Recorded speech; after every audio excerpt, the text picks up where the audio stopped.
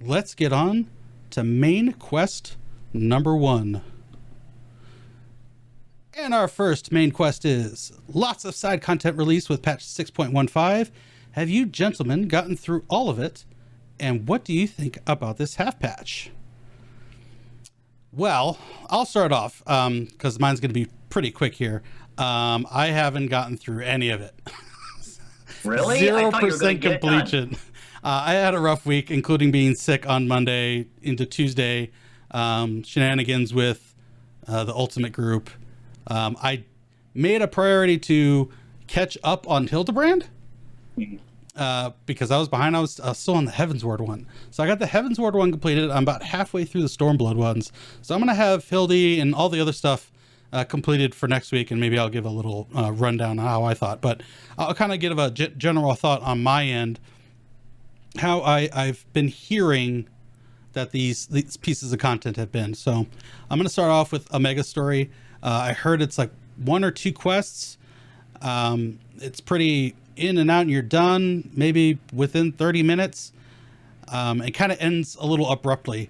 And the thing that kind of has me most curious is that apparently you don't even go to Ultima Thule, where the Omicrons are. So that's all a little confusing to me. But I'm still interested in diving into that lore because I love the Omega Raid series. Second up, Tataru's Shenanigans. Apparently that was real quick. It's just dialogue, teleport, dialogue, teleport, dialogue, teleport.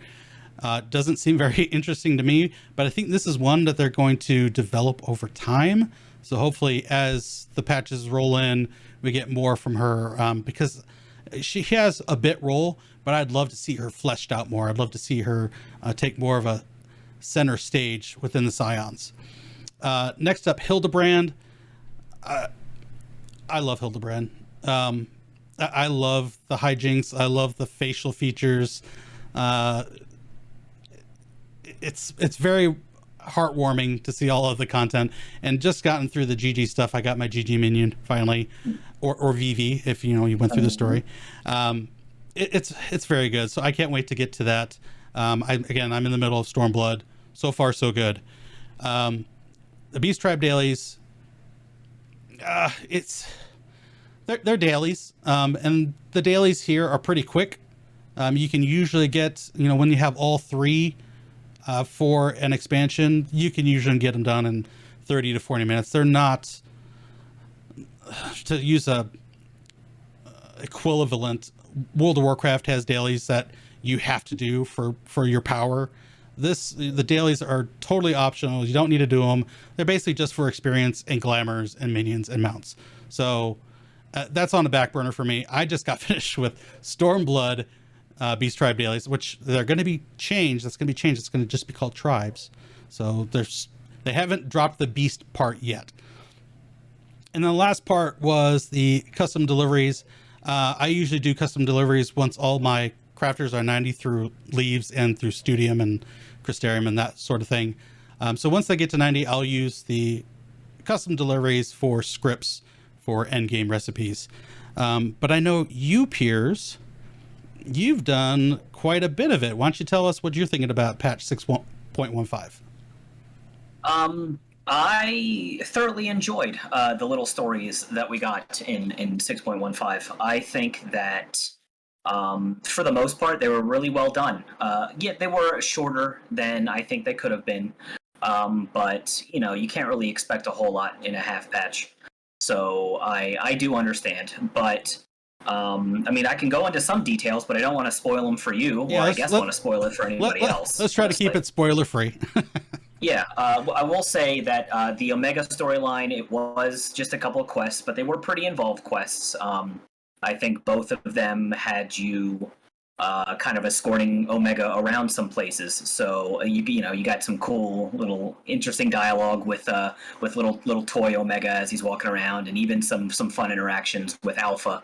Because the 2 of them are buddies, so the 2 of them are kind of following you around. So, and some really interesting topics to discuss. I will say, not to spoil too much, but Omega's trying to figure out why the final days happened and why certain people succumbed to, the monstrification of the Dynamis and some people didn't. And that's kind of the whole story. It's him trying to understand. So I will say there, yeah, some really interesting things were broached about that subject, and I will say that it ended on a very positive note, and they may have weaponized some OST there at the end, and it made me tear up a little bit, and I thoroughly enjoyed Weaponized. it. That's funny. But no, it ended really nice, and hopefully we do get to see more of Alpha and Omega. When it comes to Tataru, yes, it's very clear that this is going to be something that's ongoing, patch to patch. The story ended pretty abruptly, but at the same time, it ended, again, not with spoiling too much. We want to do something nice for Tataru, and we didn't do that nice thing at the end of the story, so it's very clear that we're going to be working towards doing something nice for Tataru at the end of this. So I think she will get some nice characterization here, and we'll take some center stage for the Scions, because, you know, she's always been in the background. She's always been a kind of our little cheerleader, so I think that it's fun to see that she's taking a center role for some of these things. But I think Hildebrand was next, you said? Hildebrand was great, yes, as always, really funny. Really well done. I think that this one in particular was very fun. You can kind of, again, I don't want to spoil anything, but you can tell by the little preview picture that, you know, it's him and Lakeland, so you get to go back to the Crystarium for a little bit. You get to kind of interact with some of the characters there. Back to the first. That was a lot of fun, and he and Nashu and some of the other characters that we've gotten to know, like the little, I guess you haven't gotten to know him yet, Tark, but in the Stormblood Hildebrand, there's this little Lalafell who's like obsessed with Nashu. Oh, I've met him. Oh, really yeah. Obsessed, yeah. Yeah, So stalker he's making extraordinaire. a return. So he's fun, and overall, again, I'm glad they brought him back. And hopefully we get to see more of that on a regular basis, because again, it's just something fun to do, and usually the Hildebrand quests end with something fun to get, usually an emote or something of the like. So hopefully we get something fun like that. Yeah. The Beast Tribes are great. Again, like you said, they're just dailies. They're something you do every week, or every day, I guess, to get the reputation. And like you said, unlike WoW, it's not something that's necessary to do, but it's something that you can use to kind of get some extra levels for the jobs that you might, you know, not have leveled up yet. For me, it's Astro, so I'm doing some Astro leveling on that. But overall, I'm really liking the characterization of these Arcasadra in particular. I'm really liking the little area that we have. It looks like to be something we're building up, kind of like Watt's Anvil for the dwarves, like, you know, last expansion. Cool. And I'm really liking the whole theme of them being like couriers, and it's just like this group of couriers that are using hippos for some reason to courier around packages and stuff to all over Thavnir. I think that's a lot of fun, and the music is great. So as always. Now I heard that one of the initial quests, you get to actually experience or see the hippo mount. What do you think of that? Mm-hmm. Yeah, so yeah, right at the beginning you get to experience it. It's one of those things where like in previous Endwalker quests, where you will be like thrown on a mount and just automatically be taken somewhere, so you get to kind of see how that goes. But then after that, you get to drive the hippo back. So it's cool. I mean, excited about that mount?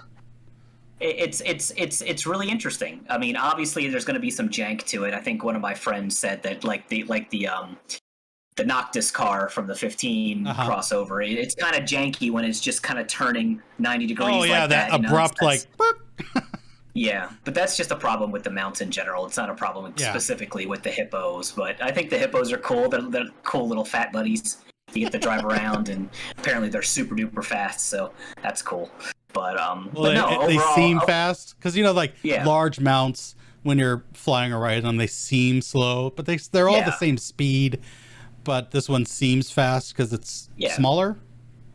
I guess so, yeah. And overall, yeah. I mean, I'm just having a lot of fun with the Beast Tribe so far. I'm rank 2. I didn't do because you can do 2 on the first day, right? If you get on right after the patch goes live, and then you get that, and then when the reset happens on that day, you get another batch. So I didn't do that first reset, but I am rank 2, and you get a minion out of rank 2, so I got that. Really cool.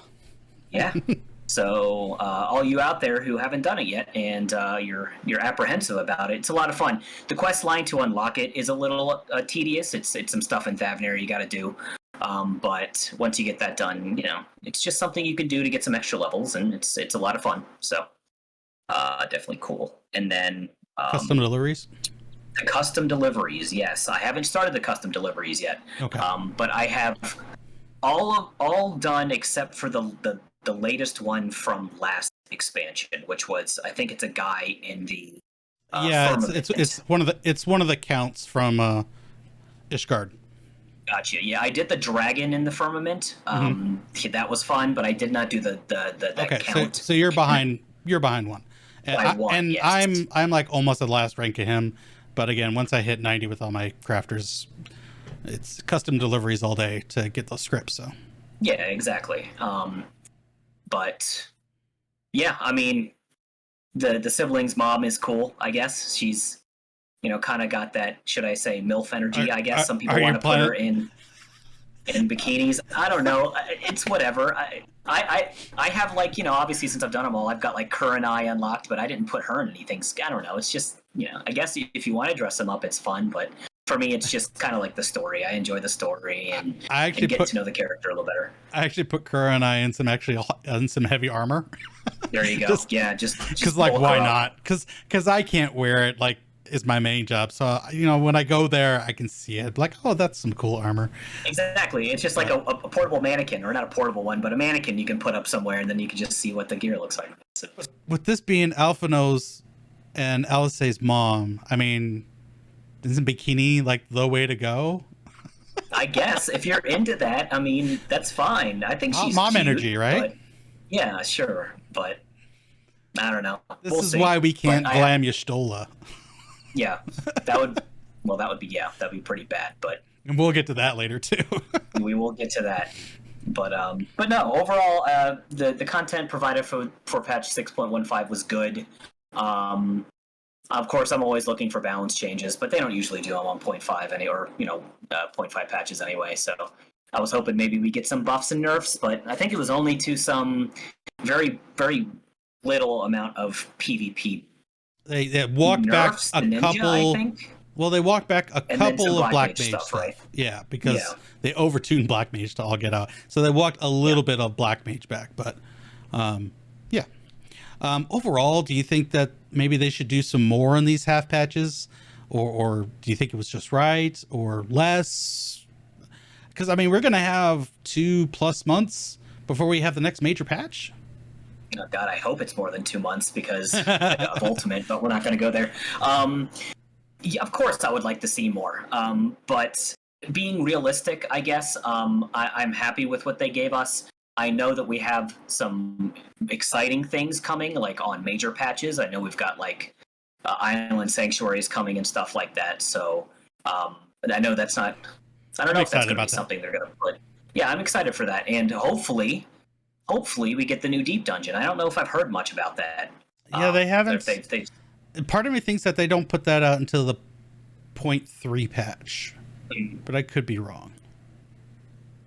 But I mean, it's fine for a 0.5 patch. I don't think that there was anything super duper missing or anything, unless you can think of anything. But I had a good time with it. But I did pretty much get everything done in one day, obviously, except for the daily stuff like the Akosadra and the.